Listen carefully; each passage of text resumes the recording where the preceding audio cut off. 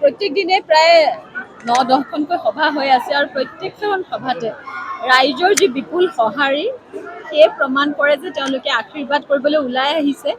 আৰু আমাৰ জাগিৰোড সমষ্টিৰ পৰা যি ধৰণে বিপুলভাৱে সঁহাৰি লাভ কৰিছোঁ মই বিশ্বাস কৰোঁ যে